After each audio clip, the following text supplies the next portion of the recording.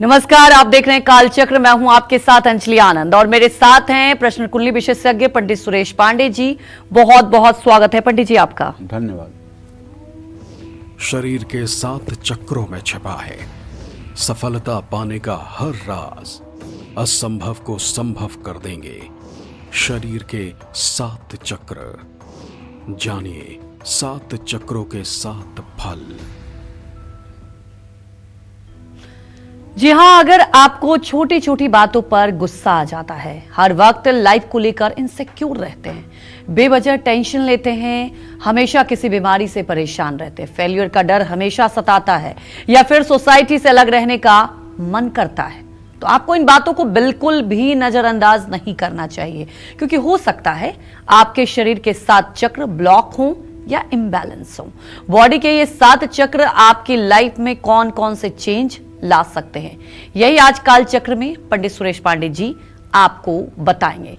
तो आज की जानकारी की बात की जाए तो आपके लिए बेहद ही खास होने वाली है, क्योंकि यह आपके उज्जवल भविष्य से सीधे जुड़ी हुई है।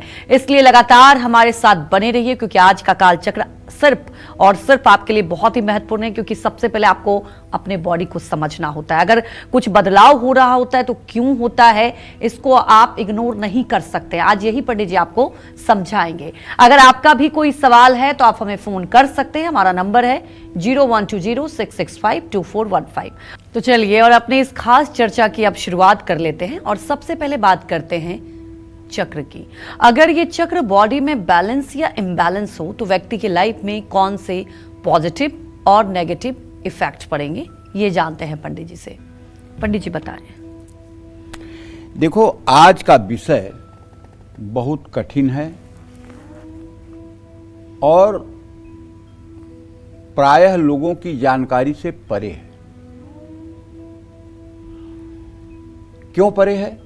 क्योंकि इसके जान लेने के बाद कुछ जानना इस संसार में बाकी रह ही नहीं जाएगा। अगर आपने इसको जान लिया और जानकर पहचान लिया तो मैं दावे के साथ कहता हूं, इस चराचर जगत में आपके लिए कुछ जानना शेष नहीं है। लेकिन मैं अपने दर्शकों से हाथ जोड़ के विनम्र निवेदन करूंगा कि आप हमारी बातों को सुनिए, ज्ञान बढ़ाइए, लेकिन इस रास्ते पर मेरे प्रोग्राम को देखकर चलने की कोशिश मत करिए, क्योंकि इसमें बिना किसी समर्थ गुरु के इस रास्ते पर चलने पर नुकसान होने की भी संभावना रहती है। जैसे आप कोई शस्त्र नहीं चलाना जानते और उस शस्त्र को बिना किसी ट्रेनिंग के चलाएंगे तो वो उल्टा फायर भी कर सकता है। उसी तरह से ये चक्रों के बारे में जो हम बात करेंगे, अगर कोई सक्षम गुरु साथ में नहीं है तो फिर ये कार्यक्रम नहीं करना चाहिए। लेकिन जानकारी रखिए, प्रभु से प्रार्थना करिए कि कोई सक्षम गुरु मिले जो आपको इन सब चीज़ों से अवगत कराए और आपके जीवन को भी उत्कर्ष के शिखर पर पहुंचाए। एक बार फिर कहता हूं कि आज जिस विषय की वार्ता मैं कर रहा हूं, इस विषय में पारंगत कोई भी व्यक्ति, उसके लिए इस संसार में कुछ भी जानना शेष नहीं रह जाता है। यहां तक कि ईश्वर का साक्षात्कार भी उसके लिए असंभव नहीं रहता है। तो अब आ जाइए, आज हम चक्रों की बात करेंगे। जैसे 7 द्वीप 7 लोक आपने सुना होगा, उसी तरह से यत् पिंडे तत् ब्रह्मांडे, जो ब्रह्मांड में है वही इस शरीर रूपी पिंड में है। 7 चक्रों से इस शरीर का निर्माण हुआ है। ये प्रायः लोग मानते हैं, लेकिन शक्ति के जो उपासक होते हैं, जो दुर्गा की साधना करते हैं, काली की साधना करते हैं, महालक्ष्मी की साधना करते हैं, वो 9 चक्र मानते हैं। 7 चक्र क्या है? 7 चक्र है, पहला चक्र जो गुदा मार्ग पर होता है, टेल बोन के ठीक नीचे, उसका नाम है मूलाधार चक्र। और जो यूरिनल पर, पेशाब के रास्ते के पास होता है, उसका नाम है स्वाधिष्ठान चक्र। जो नाभि के ऊपर है उसका नाम है मणिपूरक चक्र। जो हृदय पर है उसका नाम है अनाहत चक्र, जो कंठ में है वॉइस बॉक्स पर है उसका नाम है विशुद्धि चक्र, और जो दोनों भ्रू मध्य में है, मस्तक पर भ्रू मध्य में, ललाट पर जहाँ भगवान शिव की तीसरी नेत्र होती है, उसको कहते हैं आज्ञा चक्र। और जो सर के एकदम ऊपर, जहाँ बच्चा जब पैदा होता है तो धक धक की आवाज़ जहाँ से आती है, वहाँ जो चक्र होता है उसका नाम है सहस्रार। ये 7 चक्र और 9 चक्र शक्ति के उपासक जो मानते हैं, उसमें एक ललना चक्र है, एक गुरु चक्र है। ललना चक्र जिह्वा मूल में होता है और गुरु चक्र तालु मूल में होता है। इसीलिए गायत्री में 7 व्याहृतियाँ हैं और नवाड़ मंत्र में 9 अक्षर हैं। गायत्री में 7 व्याहृतियाँ क्या हैं? ओम भू, ओम भुवः, ओम स्वः, ओम महः, ओम जनः, ओम तपः, ओम सत्यम। ये 7 व्याहृतियाँ 7 चक्रों को जागृत करती हैं। और शक्ति के उपासक ओम, ऐम, ह्रीम, क्लीम, चा, मुन, डा, यै, वि, चे, ये 9 अक्षरों का समूह है। ये 9 अक्षरों को, 9 चक्रों को ये 9 अक्षर जागृत करते हैं। ये बात समझ जाना चाहिए। तो मूलाधार चक्र जो है मानव शरीर का पहला चक्र है। इस चक्र का तत्व जो है पृथ्वी तत्व है।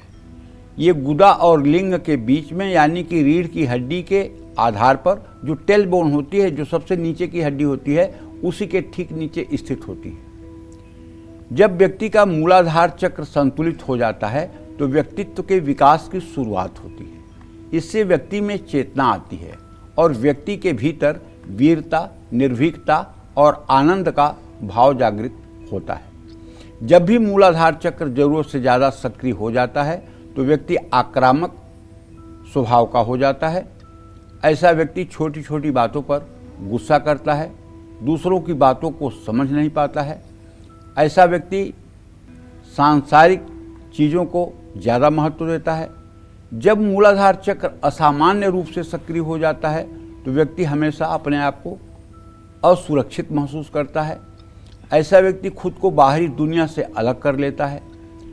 ऐसे लोगों में प्रोस्टेट, मोटापा, गठिया, वेरिकोज वेंस, पीठ के निचले भाग, कूल्हे, घुटनों में सूजन की समस्या हो सकती है। ऐसा व्यक्ति हमेशा अशांत और बेचैन रहता है। मूलाधार चक्र में संतुलन बनाने के लिए हरी घास में नंगे पैर चलना चाहिए। ये तो रहा मूलाधार चक्र के बारे में कुछ बातें। साधना की बातें दूसरी होंगी। अभी ये साधना की बातें मैं आपसे नहीं कर रहा हूँ। अभी तो मूलाधार चक्र के एक्टिव नॉन एक्टिव होने का क्या रिस्पांस होता है आपके शरीर पर, उसकी बातें कर रहा हूँ। जय मां विंध्यवासिनी। आगे और चर्चा करेंगे, लेकिन उसके पहले जान लेते हैं मेष राशि का राशिफल। कैसी रहेगी आर्थिक स्थिति, कामकाज, रिश्ते और सेहत, साथ ही क्या है आज का उपाय, शुभ अंग और शुभ रंग। देखिए, चंद्रमा की स्थिति आपके जब चतुर्थ भाव में है तो इसका मतलब है कि आज आप मकान के रेनोवेशन पर, उसके रख रखाव पर कुछ खर्चा कर सकते हैं।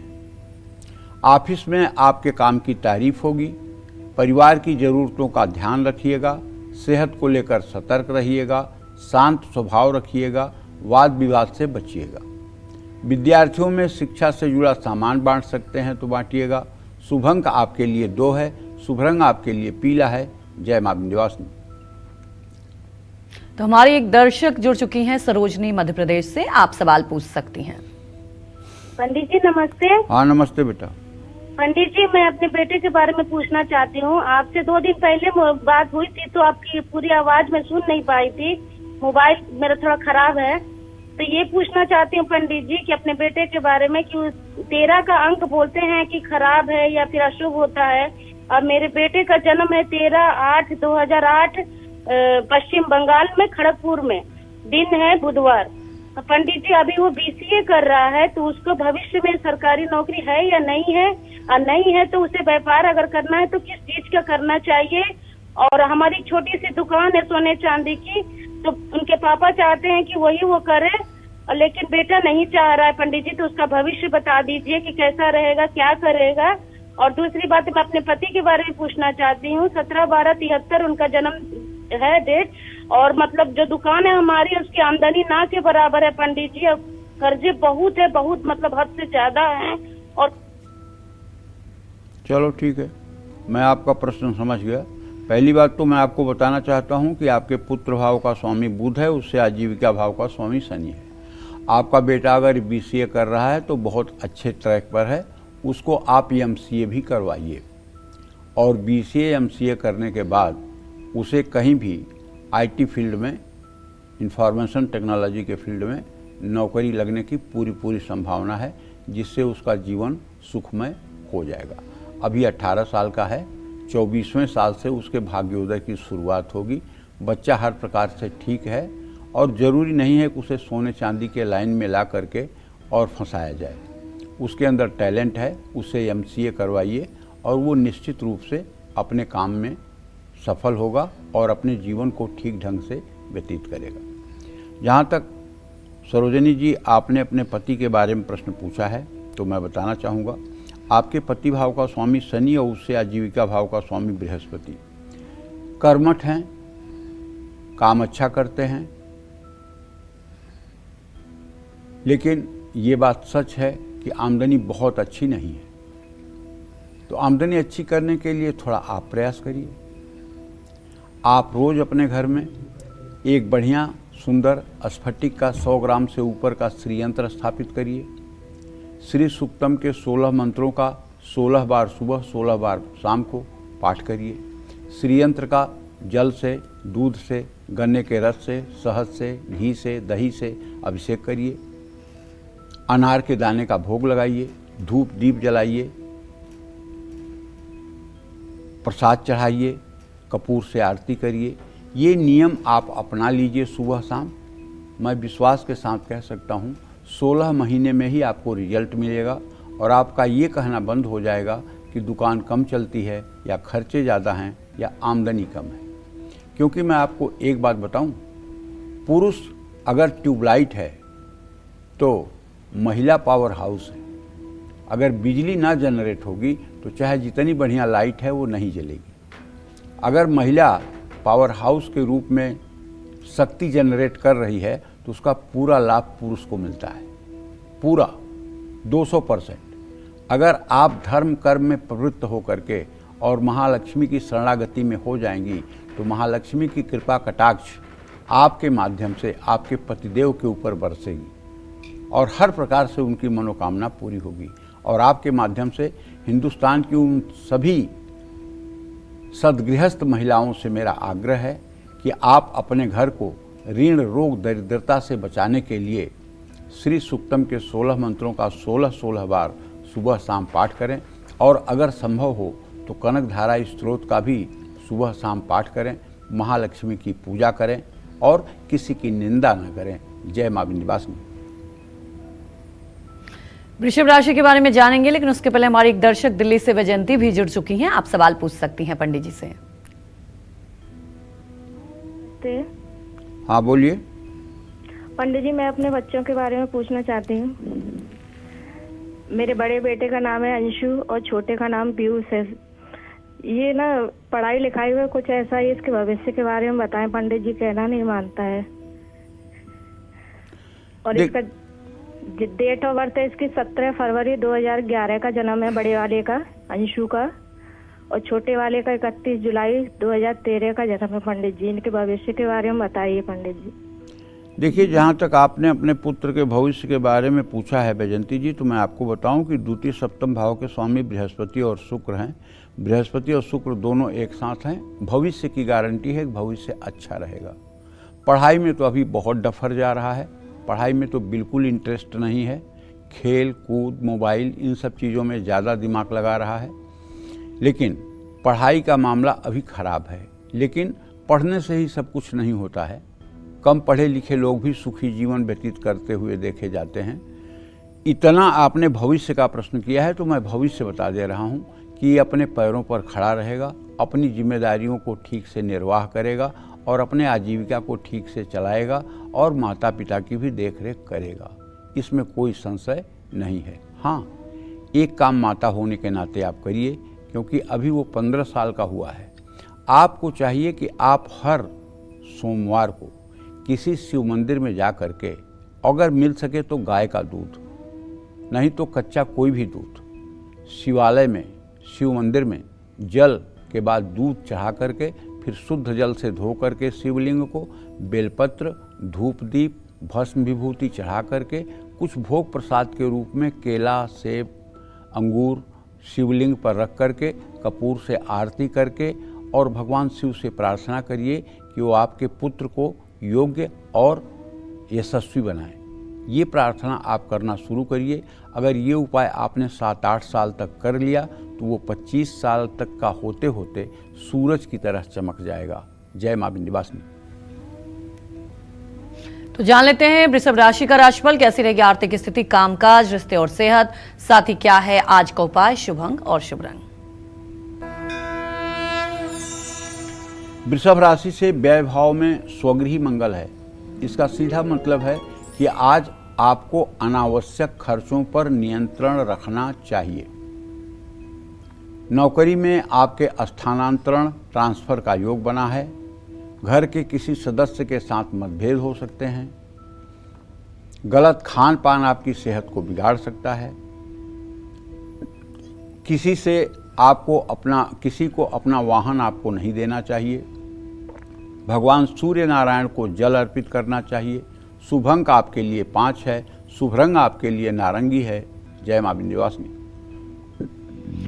तो चलिए चर्चा को आगे बढ़ाते हैं। मूलाधार चक्र की बात तो हो गई, पंडित जी ने आपको समझाया कि क्या होता है मूलाधार चक्र, और अब बात कर लेते हैं ह्यूमन बॉडी के उस दूसरे चक्र यानी स्वादिष्ठान चक्र की। और इस चक्र के बैलेंस इम्बैलेंस का आपकी बॉडी और लाइफ पर क्या असर होता है, ये जानते हैं पंडित जी से। बताएं पंडित जी। देखिए, स्वाधिष्ठान चक्र जो है ये मानव शरीर का दूसरा चक्र होता है। स्वाधिष्ठान चक्र का तत्व जो है जल तत्व है, क्योंकि ये यूरिनल के पास होता है, लिंग मूल के पास होता है। पुरुष हो या स्त्री, उसके लिंग मूल के पास ये मतलब कि स्वाधिष्ठान चक्र होता है। इसका जल तत्व है।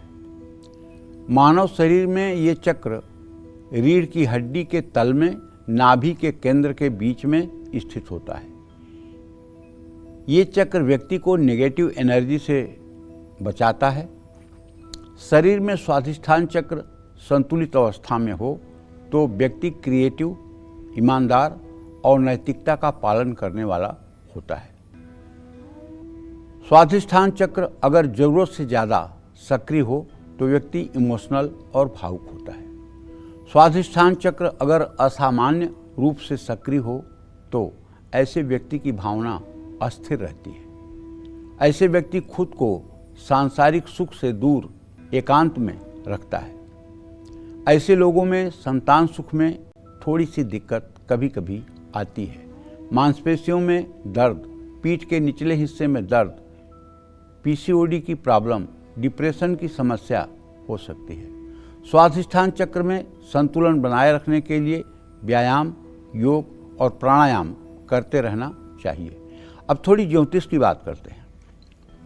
ज्योतिष शास्त्र में मूलाधार चक्र पर मकर और कुंभ राशि की कल्पना की गई है। स्वाधिष्ठान चक्र जिसकी अभी मैं बात कर रहा हूँ, यहाँ धनु और मीन राशि की कल्पना की गई है। मणिपूरक चक्र पर मेष और वृश्चिक राशि की कल्पना की गई है। अनाहत चक्र जो हृदय पर होता है, वहाँ वृषभ और तुला राशि की कल्पना की गई है। विशुद्धि चक्र जिसे हम वॉइस बॉक्स पर देखते हैं, वहाँ मिथुन और कन्या राशि की कल्पना की गई है। बाईं आंख के ऊपर कर्क राशि की कल्पना की गई है, जिसको प्लानर पॉइंट कहते हैं, जो चंद्रमा का स्थान है। दाहिनी आंख के ऊपर जिसे क्रिएटिव पॉइंट कहते हैं, जो आज्ञा चक्र के आसपास है, वो सूर्य का स्थान है। कुल मिलाकर के मैंने आपको 7 ग्रहों के बारे में बता दिया, किसका कहाँ स्थान है। जिन लोगों की जन्म कुंडली में मकर का मंगल होता है, उनका मूलाधार चक्र ठीक जन्मजात होता है। जिन लोगों की कुंडली में उच्च का शुक्र होता है उन लोगों का स्वाधिष्ठान चक्र बाई बर्थ ठीक होता है। जिन लोगों के मणिपूरक चक्र में मेष या वृश्चिक राशि में सूर्य और मंगल होते हैं, उनका मणिपूरक चक्र ठीक होता है।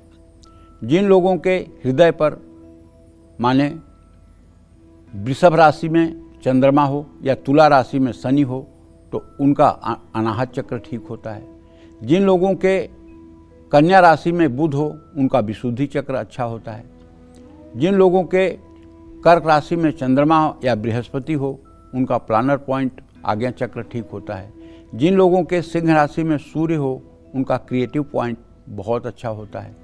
तो ये जन्म कुंडली को देख करके भी पता लगाया जा सकता है कि बाई बर्थ किसके अंदर क्या नेचर कौन लेकर पैदा हुआ है। और दूसरी बात, साधना के द्वारा भी इसको ठीक किया जा सकता है। एक आदर्श कुंडली जो होती है, व्यक्ति की सर्वश्रेष्ठ कुंडली जो होती है, वो जैसे मैंने आपको बताया, अगर चक्रों के आधार पर ग्रहों की स्थिति है तो ऐसा व्यक्ति सर्वोत्तम, सब प्रकार के सुखों से युक्त, चिरंजीव, दीर्घायु, यशस्वी और युग प्रवर्तक होता है। जय मां विंध्यवासिनी। तो हमारे एक दर्शक हरियाणा के जिंद से सुदेश जुड़ चुकी हैं, आप सवाल पूछ सकती हैं। जी पंडित जी। हाँ बोलिए। प्रणाम पंडित जी। सुखी रहिए। पंडित जी, मेरे 2 बच्चे हैं, 2 बेटे हैं, उनके बारे में जानना चाहती हूँ। बड़े बेटे का जन्म 26/12/1998 शाम 9:10 पे हुआ है और छोटे बेटे का जन्म 21 जून 2001, मतलब 21 जून लग चुका था 2001 रात्रि 2:10 पे। क्या जानना है? इनके वर्तमान भविष्य के बारे में, शादी के बारे में सब जानना चाहते हैं। देखो, बड़े बेटे के बारे में तो बताऊं कि चंद्रमा और बृहस्पति दोनों एक साथ बैठे हुए हैं। बड़े बेटे का तुम्हारे भविष्य बहुत बढ़िया है। अब वो 28 साल का हो गया है, उसके विवाह का योग बना हुआ है। तुम्हें चाहिए कि नवंबर दिसंबर से लेकर के और फरवरी मार्च अप्रैल तक इसका विवाह कर दो, और भविष्य भी इसका अच्छा है, इसमें कोई संदेह की गुंजाइश नहीं है। ठीक लड़का है। छोटे बेटे के बारे में जो आपने प्रश्न किया है तो इसके बारे में बताएं कि बुध और शनि, इन दोनों ग्रहों का बृहस्पति के साथ इत्तेसाल नहीं हो रहा है। अभी थोड़ा सा इसके जीवन में संघर्ष की स्थिति है और ये संघर्ष की स्थिति फरवरी 2028 तक रहेगी। फरवरी 2028 के बाद ये भी कामयाब हो जाएगा और हर प्रकार से सुखी रहेगा।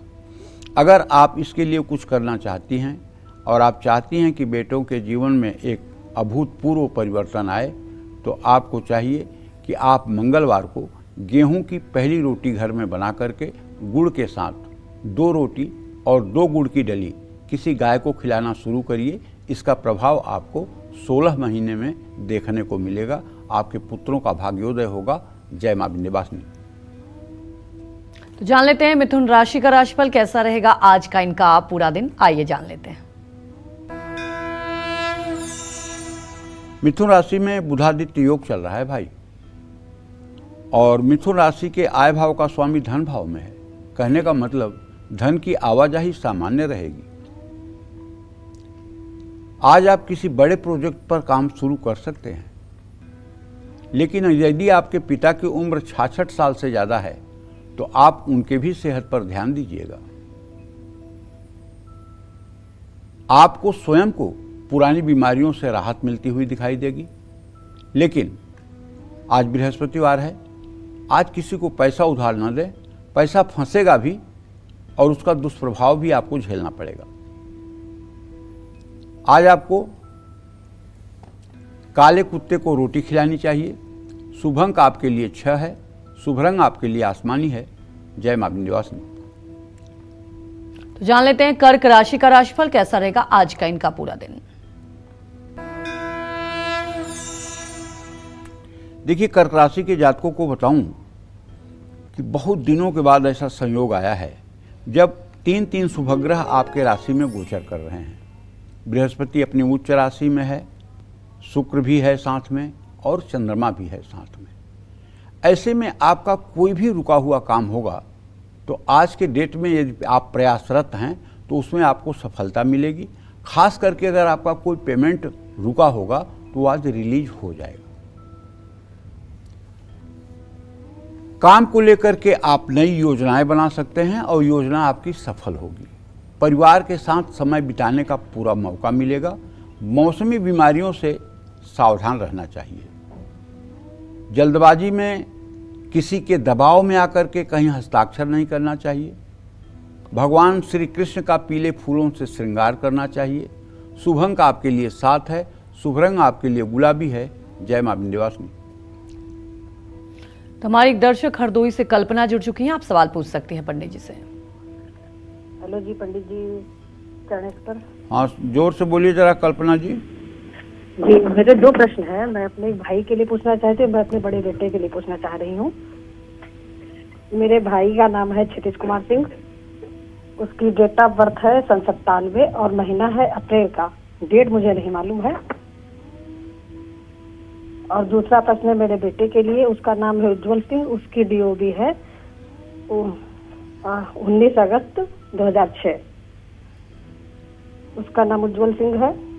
इन दोनों की पढ़ाई के विषय में पूछना चाह रही हूँ। बड़ा भाई मेरा जो है, छोटा है मुझसे, वो पढ़ाई बहुत कर रहा है। उसकी अभी कोई जॉब नहीं लग रही है। और बेटे के लिए आप बता दीजिए उसका भविष्य। देखिए, ऐसा है कि आपका भाई जो है अब 29 साल का होने वाला है और इनके विद्या भाव का स्वामी बृहस्पति सूर्य से द्वितीय द्वादश की स्थिति में है।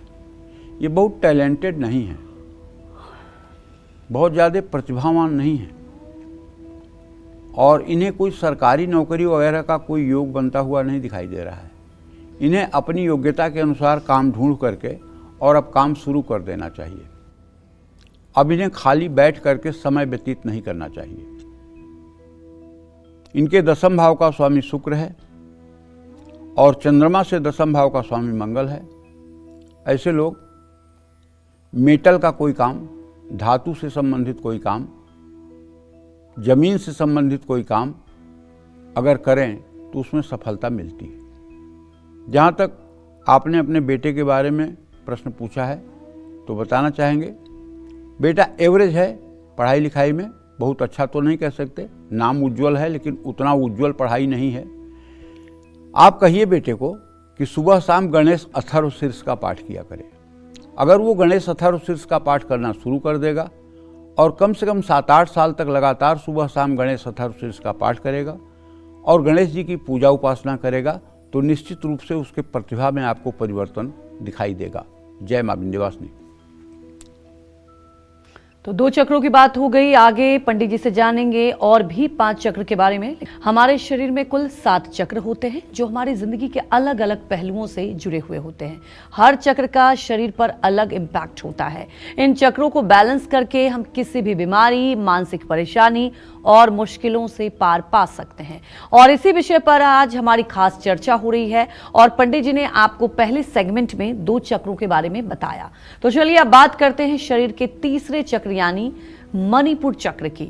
मणिपुर चक्र अगर बॉडी में बैलेंस या इनबैलेंस हो जाए तो व्यक्ति की लाइफ में कौन कौन से पॉजिटिव और नेगेटिव इंपैक्ट होते हैं, ये पंडित जी से जान लेते हैं। बताएं पंडित जी। देखिए, ऐसा है, एक बात अच्छी तरह से सभी लोगों को समझ लेना चाहिए कि ये मणिपूरक चक्र जो है ये ठीक नाभि के नीचे है और नाभि पर जठराग्नि होती है। जठराग्नि वो चीज़ होती है जिससे भोजन डाइजेस्ट होता है। अगर जठराग्नि प्रदीप्त हो तो भोजन डाइजेस्ट होने में कुछ ही देर लगते हैं और भोजन का अधिकांश भाग जल करके समाप्त हो जाता है और बहुत न्यून, बहुत थोड़ा सा भाग मल के रूप में बाहर निकलता है। लेकिन जिन लोगों का मणिपूरक चक्र जागृत न हो या मणिपूरक चक्र खराब हो या वृश्चिक राशि हो या वृश्चिक के नवमांश में चंद्रमा हो तो ऐसे व्यक्ति की डाइजेशन की क्षमता बहुत खराब होती है। ऐसा व्यक्ति जो भी खा लेता है वो पेट में आंतों में बज करता है और वो जल्दी डाइजेस्ट नहीं होता। और ऐसा व्यक्ति जितना खाता है उतना ही मल त्याग करता है क्योंकि उसके अंदर जलाने की जो क्षमता है मणिपूरक चक्र के वो नहीं होती है। इससे व्यक्ति दिन भर आलसी और सुस्त बना रहता है। यदि मणिपूरक चक्र एक्टिव है और वहाँ सूर्य या मंगल का प्रभाव है, तो निश्चित रूप से ऐसा व्यक्ति बहुत सुंदर डाइजेशन पावर से युक्त होता है और कुछ भी खा ले वो डाइजेस्ट हो जाता है और कम मल निकलता है उसके शरीर से और वो स्वस्थ और एक्टिव बना रहता है। ये अग्नि तत्व का प्रतीक है क्योंकि यहाँ जठराग्नि होती है, मैंने शुरू में ही बताया। ये चक्र ज्ञान, बुद्धि, आत्मविश्वास और निर्णय लेने की क्षमता को जन्म देता है। मणिपूरक चक्र संतुलित हो तो व्यक्ति आत्मविश्वास से परिपूर्ण होता है। ऐसे व्यक्ति में नेतृत्व की क्षमता होती है। मणिपूरक चक्र अगर जरूरत से ज़्यादा एक्टिव हो जाए, जैसे मणिपूरक चक्र जरूरत से ज़्यादा कब एक्टिव होगा? जब मंगल और सूर्य दोनों मणिपूरक चक्र पर हो जाएं। माने एक वृश्चिक राशि में हो जाए, एक मेष राशि में हो जाए, तो ऐसा व्यक्ति जरूरत से ज़्यादा ऊर्जावान हो जाता है और ज़रूरत से ज़्यादा काम करता है। और मणिपूरक चक्र असामान्य रूप से सक्रिय हो तो व्यक्ति में आत्मविश्वास की कमी आ जाती है। जैसे वहीं पर राहु की स्थिति हो जाए, शनि की स्थिति हो जाए, तो व्यक्ति डरने लगता है, असफल होने के डर से फैसले नहीं ले पाता है। इस स्थिति में डाइजेशन खराब होता है। यही खराब होने पर डायबिटीज होता है। अल्सर का रोग इसी के कारण होता है। थकान और डर और आक्रामक व्यवहार जैसी समस्या भी इसी से होती है। मणिपूरक चक्र को संतुलित करने के लिए सूर्य की रोशनी में जरूर बैठना चाहिए, सूर्य को जल जरूर चढ़ाना चाहिए, गायत्री मंत्र का जप जरूर करना चाहिए। गायत्री की साधना करने से मणिपूरक चक्र में सहजता आती है, इसमें कोई संदेह नहीं है। जय मां विंध्यवासिनी। तो चलिए जान लेते हैं सिंह राशि का राशिफल कैसा रहेगा आज का इनका पूरा दिन। सिंह राशि के जातकों को बताना चाहूँगा कि आपके राशि में केतु है, आपके व्यय भाव में चंद्र, शुक्र, बृहस्पति की युति है। आपका राशि स्वामी इस समय मिथुन राशि में 2 अंश 41 कला पर एकादश भाव में गोचर कर रहा है। आपके धन भाव का स्वामी व्यय, आपका धन भाव का स्वामी आय भाव में है, जिसके कारण आमदनी तो होगी लेकिन फिर भी पैसे की दिक्कत महसूस होगी। आज आपको अपने वरिष्ठ अधिकारियों से किसी प्रकार का बहसबाजी या वाद विवाद नहीं करना चाहिए और कठोर शब्द रिश्तों पर बुरा असर डाल सकते हैं। स्किन संबंधी समस्या हो सकती है। आज वाणी पर संयम रखें, सोच समझकर बात करें। हनुमान चालीसा का पाठ करें। शुभ अंक आपके लिए 5 है, शुभ रंग आपके लिए लाल है। जय मां विंध्यवासिनी। तो चलिए अब बात कर लेते हैं चौथे चक्र की यानी अनाहत चक्र की, और इस चक्र का हमारे शरीर और जीवन पर क्या असर होता है ये जानते हैं पंडित जी से। बताएं पंडित जी। देखो, अनाहत चक्र को हृदय चक्र भी कहते हैं। ये हृदय के ऊपर अनाहत चक्र होता है। इस चक्र का रंग जो है हरा होता है। इस चक्र के संतुलित होते ही मनुष्य की मनोकामनाएं जल्दी पूरी होती हैं। ये किसी का चक्र संतुलित है इसको जानने के लिए शनि अगर तुला राशि के 20 डिग्री पर हो, चंद्रमा वृषभ राशि के 3 डिग्री पर हो, उस व्यक्ति का यह चक्र एकदम मेंटेन है और उस व्यक्ति के प्रतिभा के सामने दुनिया झुकेगी। किसी की कुंडली में देख लीजिए, वो चाहे किसी कुल में पैदा हुआ हो, चाहे झोपड़ी में पैदा हुआ हो, लेकिन एक दिन वो राजा बन के ही दिखाएगा। चंद्रमा 3 डिग्री पर हो, शनि तुला राशि के 20 डिग्री पर हो, चंद्रमा वृषभ राशि के 3 डिग्री पर हो, फिर देखिए ऐसे व्यक्ति को कभी हार्ट अटैक नहीं हो सकता। ऐसे व्यक्ति को कोई डरा नहीं सकता। ऐसे व्यक्ति को कोई टेंशन नहीं दे सकता। ऐसा व्यक्ति अपने लक्ष्य के प्रति एकदम पक्का होता है और ऐसा व्यक्ति असंभव से असंभव कार्यों को करता है।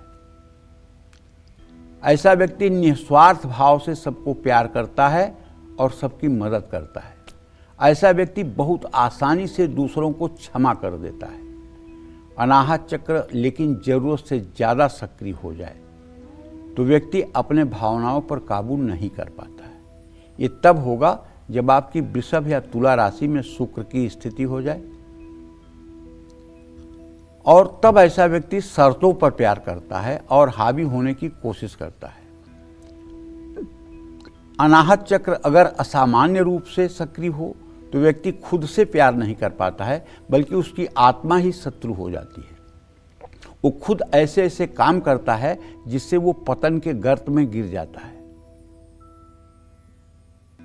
जिन लोगों का अनाहत चक्र असंतुलित हो उनको पल्स रेट असंतुलित रहती है, हाई या लो ब्लड प्रेशर की शिकायत रहती है, फेफड़ा या स्तन से संबंधित तकलीफ हो सकती है, एलर्जी, बुखार, टीबी का रोग होने की संभावना बढ़ जाती है।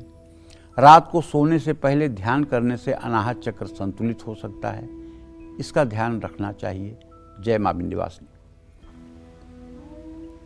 तो जान लेते हैं कन्या राशि का राशिफल। कैसी रहेगी आर्थिक स्थिति, कामकाज, रिश्ते और सेहत, साथ ही क्या है आज का उपाय, शुभ अंक और शुभ रंग।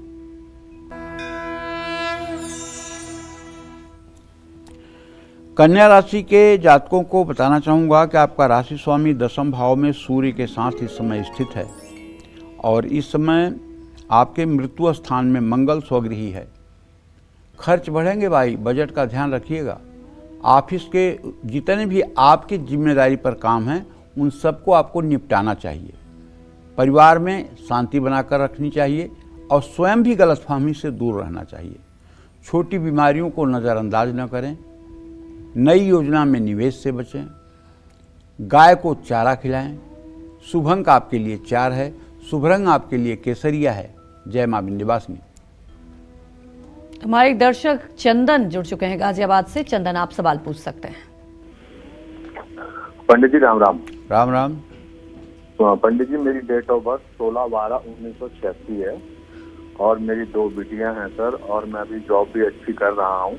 बस मैं जानना चाहता हूँ कि मेरा मतलब जो राशिफल है स्वास्थ्य के लिए कैसा रहेगा। और मैं जॉब के साथ साथ सोचता हूँ कि चलो आजकल के टाइम में अपना छोटा बिजनेस स्टार्ट कर सकते हैं। है भाग्य में कुछ ऐसा कि नहीं है, और थोड़ा पैसा नहीं बचता है पंडित जी मेरे पास। देखिए भैया चंदन बाबू, मैं आपसे बताना चाहता हूं कि आपके दोनों बेटियों का भविष्य बहुत अच्छा है। दोनों टैलेंटेड हैं, बहुत प्यारी हैं और बहुत समझदार हैं। आपको उनके बारे में चिंता करने की बात नहीं है। लेकिन आपने जो अपने कार्य के बारे में पूछा है, तो आपके दशम भाव आजीविका भाव का स्वामी बृहस्पति इस समय उच्च राशि में है। नौकरी आपकी बहुत संतुष्टि वाली है। लेकिन अगर आप ज़्यादा पैसा कमाने की नियत से कोई व्यवसाय करना शुरू करेंगे तो उसमें आपको नुकसान होगा और आपका आर्थिक पहलू जो है वो खराब हो जाएगा और तमाम प्रकार के तनाव आपके जीवन में, तमाम प्रकार की परेशानियां आपके जीवन में आ जाएंगी। अगर आप व्यवसाय करना चाहें तो मैं आपसे बताना चाहूँगा 26, 27, 28, 29, 30 सन 2031 में आप व्यवसाय का चयन करें। सन 2031 में अगर आप व्यवसाय का चयन करेंगे और व्यवसाय में ट्रांसपोर्ट, लॉजिस्टिक से संबंधित कोई काम करेंगे तो उसमें आपको सफलता मिलेगी। लेकिन अभी आपको व्यवसाय न करने की ही मैं सलाह देना चाहूँगा। रही बात बेटियों की, तो उनका फ्यूचर बहुत ही ब्राइट है, बहुत ही अच्छा है। उनकी अच्छी परवरिश करिए, उन्हें पढ़ाइए और उन्हें योग्य बनाइए। और अभी आप महत्वाकांक्षा के वशीभूत मत होइए, ज़्यादा पैसा कमाने के चक्कर में मत पड़िए। आपका जीवन संतुलित है, उसमें डिस्टरबेंस पैदा हो जाएगी अगर आप कोई व्यवसाय करने के चक्कर में पड़ेंगे, क्योंकि अभी व्यवसाय के लिए समय अनुकूल नहीं है। जय मां विंध्यवासिनी। तो बात कर लेते हैं 5वें चक्र यानी विशुद्ध चक्र की। और ये चक्र बॉडी में कहाँ होता है, इस चक्र का बैलेंस या इम्बैलेंस हमारी लाइफ में क्या असर डालता है, आइए जानते हैं। बताएं पंडित जी।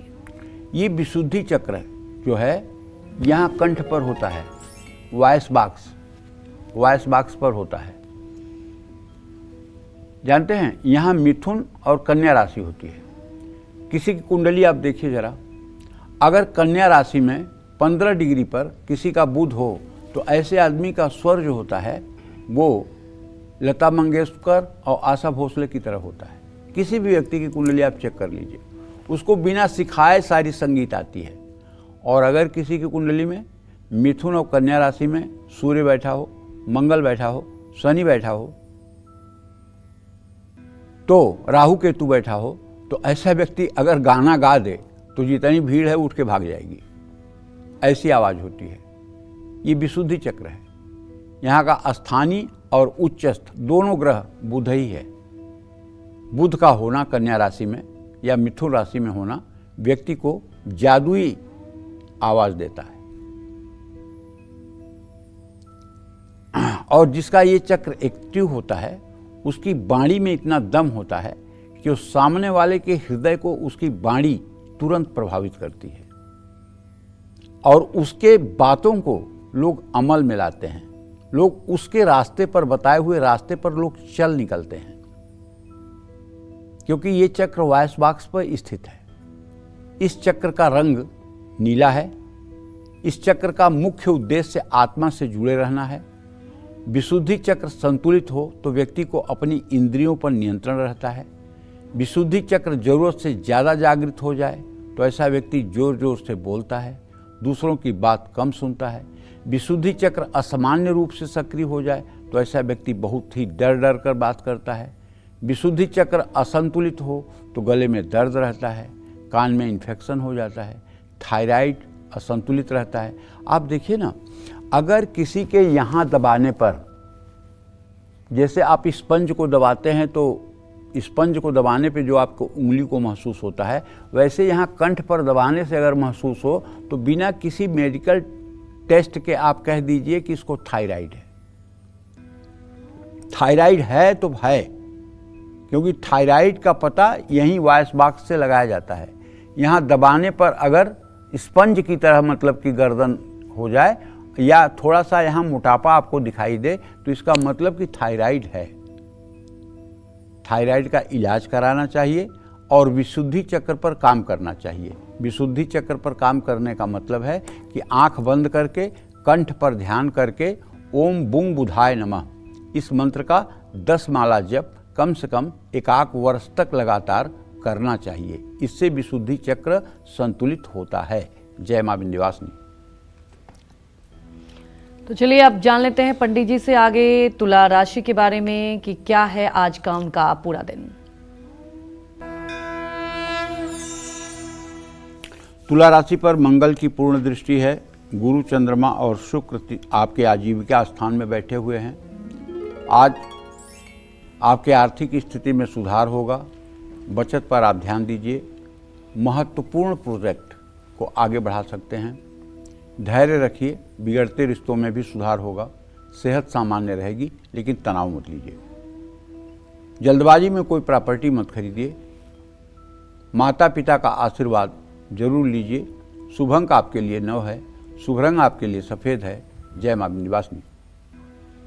तो अब बात कर लेते हैं बॉडी के छठे चक्र यानी आज्ञा चक्र की। और ये चक्र बॉडी में कहाँ होता है, साथ ही ये चक्र बॉडी में बैलेंस या इम्बैलेंस हो तो व्यक्ति की लाइफ में कौन कौन से पॉजिटिव और नेगेटिव इफेक्ट होते हैं, आइए जानते हैं। बताएं पंडित जी। ये छठा चक्र आज्ञा चक्र होता है, जो दोनों भौहों के बीच में स्थित होता है, जहाँ लोग चंदन लगाते हैं, जहाँ महिलाएं बिंदी लगाती हैं, जहाँ पुरुष तिलक लगाते हैं, वहीं ये आज्ञा चक्र होता है। और ये सूर्य चंद्रमा दोनों के सामंजस्य वाला चक्र है। प्लानर पॉइंट, एक्टिवेशन पॉइंट दोनों का ये सामंजस्य वाला जगह है। इस चक्र का रंग गहरा नीला होता है। इस चक्र से आध्यात्मिक जागरूकता, आत्मचिंतन, स्पष्ट विचार की प्राप्ति होती है। आज्ञा चक्र जागृत होने से व्यक्ति सिद्ध पुरुष बन जाता है। भूत भविष्य वर्तमान का उसे ज्ञान हो जाता है। यहाँ से बैठे बैठे वो पूरे दुनिया में जहाँ चाहे जो चाहे वो अपनी दिव्य आंखों से देख सकता है। उसके ज्ञान की अपरिमित सीमा हो जाती है। बिना पढ़े हुए विषयों पर भी वो एकदम वही बोलेगा जो शास्त्रों में लिखा हुआ है। लेकिन खतरा है, अगर ये चक्र बाई बर्थ जागृत है तब तो कोई बात नहीं, क्योंकि जो सिद्ध योगी तपस्वी मुक्ति नहीं पाते हैं और शरीर त्याग देते हैं, तो शरीर त्यागने के बाद उनके अंदर पूर्व जन्म के प्रारब्ध शेष रहते हैं, जिसके कारण बाई बर्थ भी उनका ये चक्र एक्टिवेट हो जाता है। जैसे आप जानते हैं, जब आदमी मरता है या शरीर छूटती है तो केवल उसका जीव बाहर नहीं जाता है, जीव के साथ 24 चीज़ें जाती हैं, जैसे 10 इंद्रियां, 1 मन, 11 और 5 तत्व, छित जल पावक गगन समीर 16, मन, चित्त, बुद्धि, अहंकार 20, इसके बाद स्वभाव, अहम और जीव, ये सब मिलाकर के 24 चीज़ें जो है जीव के साथ जाती हैं। और जब वो नए किसी योनि में प्रवेश करता है तो ये 24 चीज़ें ज्यों की त्यों वही आती हैं। तो अगर कोई उच्च कोटि का साधक है और किसी कारण से उसको प्रभु की प्राप्ति नहीं हुई, या उसकी ये इच्छा है कि जन्म जन्म रति राम पद यह वरदान नयान, मुझे मुक्ति नहीं चाहिए, जन्म जन्म तक हमें भगवान की शरणागति चाहिए, तो वो किसी अच्छे कुल में पैदा होता है। गीता में लिखा हुआ है, शुचि नाम श्रीमताम गेहे योग भ्रष्टो भिजायते, जो योग भ्रष्ट होते हैं, जिनका योग पूरा नहीं होता है, वो शुचि नाम श्रीमताम गेहे, श्रीमान लोगों के घर में जन्म लेते हैं। तो ऐसे लोग जब जन्म लेते हैं तो उनका बाई बर्थ भी आज्ञा चक्र जागृत होता है और वो असाधारण प्रतिभा के होते हैं। लेकिन अगर इसको जागृत करने का प्रयास किया जाए और बिना गुरु के प्रयास किया जाए तो व्यक्ति की मृत्यु असंभावी हो जाती है। क्यों?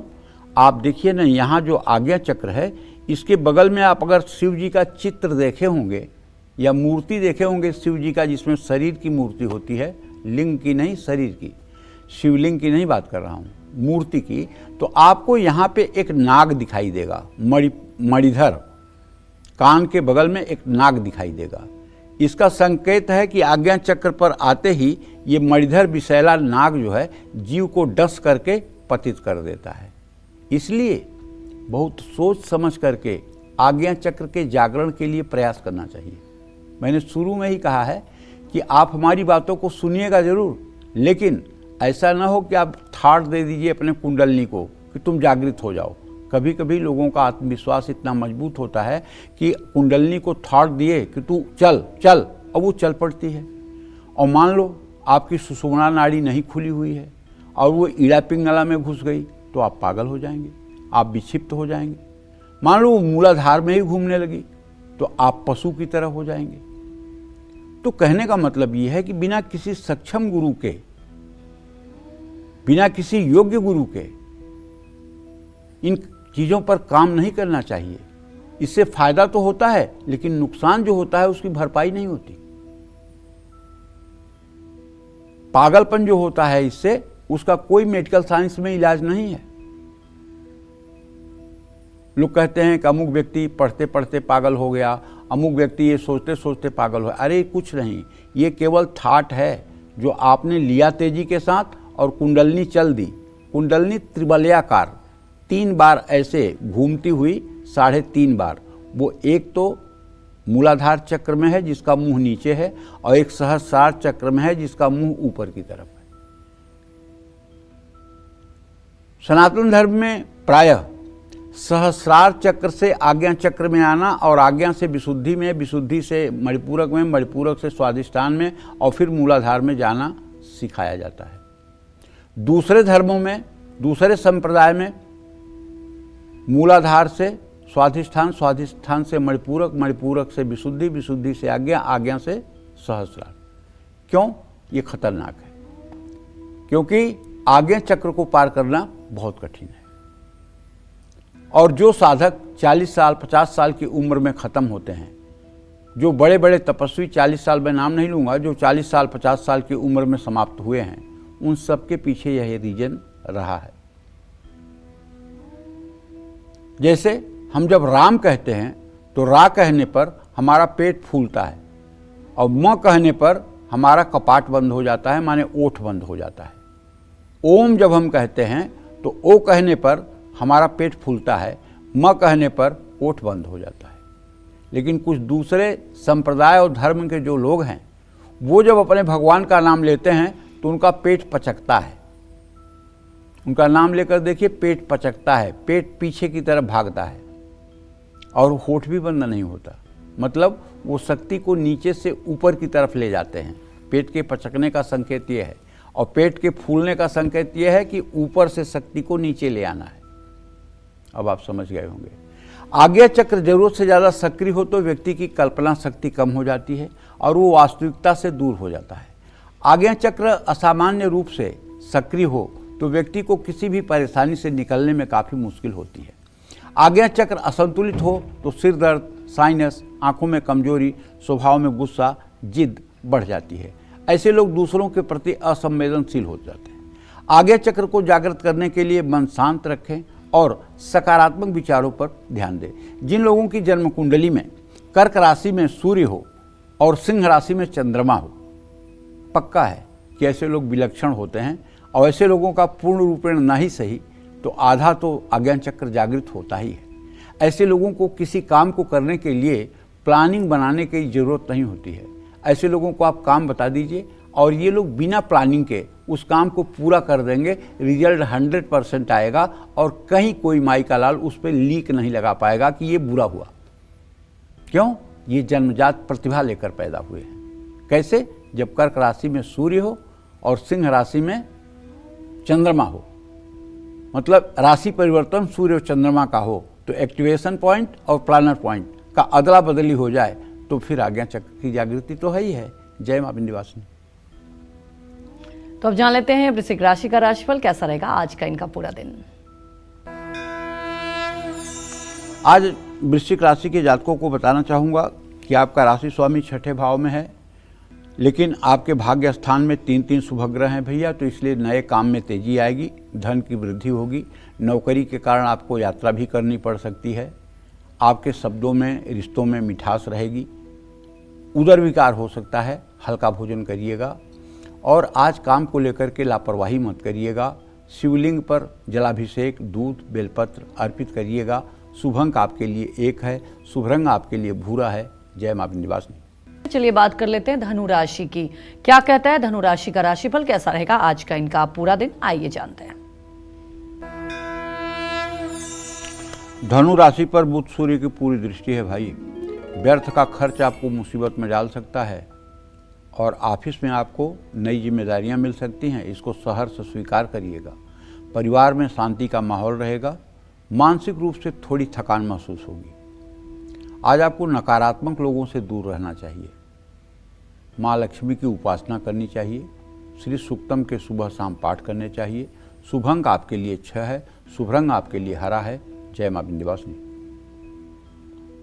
तो चलिए अब बात कर लेते हैं मकर राशि वालों के बारे में और जानते हैं आज उनका भाग्य कितना मजबूत है। आपकी राशि पर 3 शुभ ग्रहों की पूर्ण दृष्टि है, तो आर्थिक मामलों में सोच समझकर अगर कदम उठाएंगे तो आप फायदे में रहेंगे। अपना काम किसी दूसरे के भरोसे पर मत छोड़िएगा। किसी पुराने मित्र से मुलाकात हो सकती है। छोटी मोटी तकलीफों को नज़रअंदाज न करें। आज किसी का मजाक न उड़ाएं। बहते जल में काले तिल प्रवाहित करें। शुभ अंक आपके लिए 7 है, शुभ रंग आपके लिए आसमानी है। जय मां विंध्यवासिनी। चलिए बात कर लेते हैं कुंभ राशि वालों के बारे में, जानते हैं आज उनका भाग्य कितना मजबूत है। किसी कारोबारी डील में धनहानि के योग बने हुए हैं। आज सभी काम सरलता से पूरे होंगे। नए रिश्ते बनेंगे। विवाह का योग भी बन रहा है। नींद न आने की समस्या हो सकती है। उधार का लेन देन बिल्कुल न करें। मजदूरों को खाना खिलाएं। शुभ अंक आपके लिए 4 है, शुभ रंग आपके लिए ग्रे है। जय मां विंध्यवासिनी। तो चलिए अब बात कर लेते हैं मीन राशि वालों के बारे में और जानते हैं आज उनका भाग्य कितना मजबूत है। मीन राशि के जातकों का गोचर यह है कि आपके राशि में शनिदेव हैं, द्वितीय भाव में मंगल है। तो कहने का मतलब यह है कि रुका हुआ पेमेंट तो मंगल आपको दिलवा देंगे और नई साझेदारी से आपको लाभ भी मिल सकता है। अब जीवन साथी के साथ छोटी मोटी बातों पे नोकझोंक करने की जरूरत नहीं है, नहीं तो बेवजह की अनबन होगी। ज़्यादा कामकाज स्वास्थ्य को बिगाड़ सकता है। पैसों का लेन देन जल्दबाजी में ना करें। गणेश जी को लड्डू और दुर्वा अर्पित करें। शुभ अंक आपके लिए 2 है, शुभ रंग आपके लिए हरा है। जय मां विंध्यवासिनी। तो शरीर का 7वां चक्र बॉडी में कहाँ होता है और ये चक्र कैसे आपके फ्यूचर, पर्सनालिटी और हेल्थ पर सीधा असर डालता है, इसके बारे में पंडित जी से जानेंगे। आप बने रहिए हमारे साथ और देखते रहिए कालचक्र। और चलिए अब बात करते हैं ह्यूमन बॉडी के उस 7वें चक्र यानी सहस्रार चक्र की। और इस चक्र के बैलेंस इम्बैलेंस का आपकी बॉडी और लाइफ पर क्या असर होता है, ये जानते हैं पंडित जी से। बताएं पंडित जी। सिर के सबसे ऊपरी हिस्से पर जो चक्र स्थित होता है उसे सहस्रार चक्र कहा जाता है। सहस्रार क्यों कहा जाता है? सहस्र माने होता है 1000। यहाँ पर हमारे सनातन धर्म में 1000 कमल पंखुड़ियों पर राजराजेश्वरी जगत जननी जगदम्बा का ध्यान किया जाता है, इसीलिए इसका नाम सहस्रार है। और जब बच्चा पैदा होता है तो उसके सर के ऊपर आप देखो तो लगभग 2 सेंटीमीटर गोलाई में धक धक की आवाज़ आती है। वहाँ केवल चमड़ा होता है, हड्डी नहीं होती है। धीरे धीरे बच्चा जब 5-6 साल का होता है तो वहाँ हड्डी आ जाती है, उसकी धक धक की आवाज़ यहाँ से बंद हो जाती है। जब व्यक्ति का सहस्रार चक्र जागृत होता है तो फिर यहाँ वही हड्डी गायब हो जाती है और फिर वो धक धक की आवाज़ शुरू हो जाती है। इसको कहते हैं कुंडलनी का जागरण। इस 7वें चक्र को अंग्रेजी में क्राउन चक्र बोलते हैं। जिस व्यक्ति का सहस्रार चक्र संतुलित होता है वो आकर्षक व्यक्तित्व वाला होता है। ऐसे व्यक्ति का मन हमेशा शांत रहता है। जब सहस्रार चक्र जरूरत से ज़्यादा सक्रिय हो जाता है तो ऐसा व्यक्ति अतीत और भविष्य के बारे में ज़्यादा सोचता है। ऐसा व्यक्ति स्वार्थी हो जाता है और उसमें सूझबूझ की कमी हो जाती है।